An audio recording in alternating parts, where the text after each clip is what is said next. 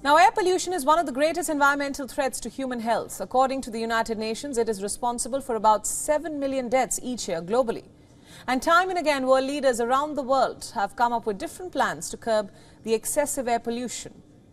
Now, in the latest, older and more heavily polluting vehicles will have to pay to enter the entire metropolitan area of London. And this will be in effect from next August. This is according to the British capital's Mayor, Sadiq Khan. The ultra-low emission zone would be expanded beyond its current confines from August 29th to encompass the entire 9 million people of Greater London. Under the scheme, which was introduced in 2019, drivers are charged to enter the area within London's north and south circular orbital roads. Even those people with non-compliant cars who live in the ULEZ are not exempted from daily charges, but the charge was not applied across the capital. Although now drivers of the most polluting cars will have to pay a sum of about £12.50 a day to enter the Greater London Authority boundary. In addition to that, the Mayor's office believes that about 200,000 non-compliant vehicles are driven regularly in London, a figure it expects to fall rapidly. On the other hand, the plan has prompted a fierce backlash from political opponents and even some residents in the capital who point to a consultation held indicating that a majority of Londoners opposed extending the zone.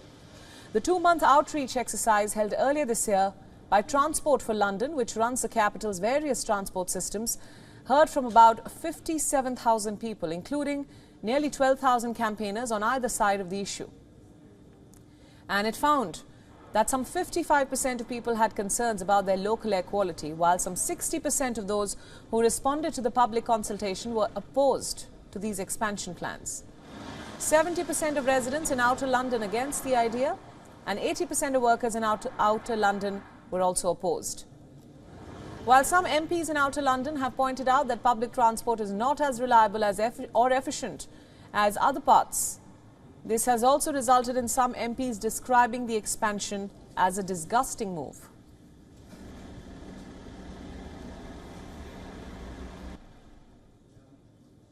Now, for more on this, we are now being joined by our correspondent, Alex Saizat from London. Alex, thanks for joining us. Now, as we understand, older and more heavily polluting vehicles will have to pay to enter the entire metropolitan area in London from next August. How is this move being perceived by the British public?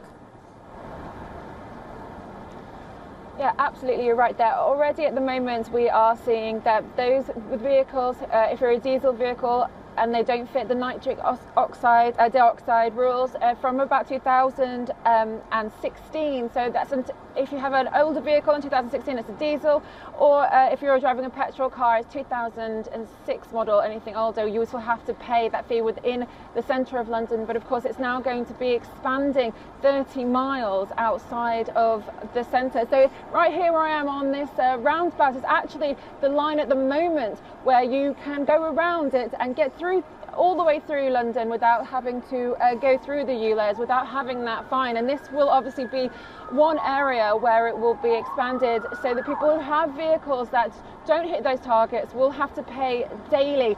And that is going to be a real problem for a lot of people, businesses, and just generally for those who are holding those older vehicles, because they are much cheaper than newer vehicles, of course. And Sadiq Khan, the Mayor of London, wants to try and encourage people to use electric vehicles, but they are very expensive, even if you're trying to buy a second-hand one. A lot of people have to get to work, vulnerable people as carers who drive around in these older type vehicles, and they need them desperately to get everywhere. And businesses as well that are delivering whatever they are selling, they will also really feel the impact here of having to pay that extra. And of course, that will all go down to the people who are buying from them. So all we're dealing with the cost of living at the moment, and that's not likely to change by the time August rolls around.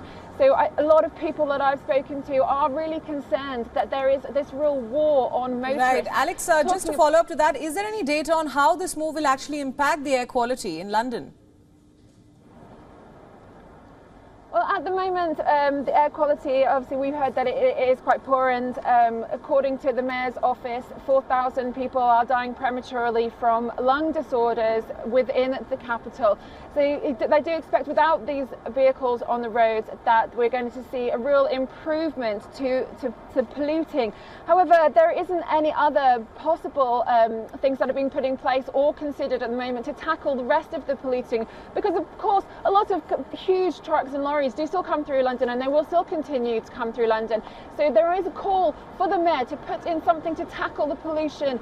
That they said a £250 million saving already, and people are expecting a lot more to try and tackle what is causing those premature deaths. 4,000, he says, as well. So there is a lot more that should be done, not just to put this extra tax and extra burden on motorists.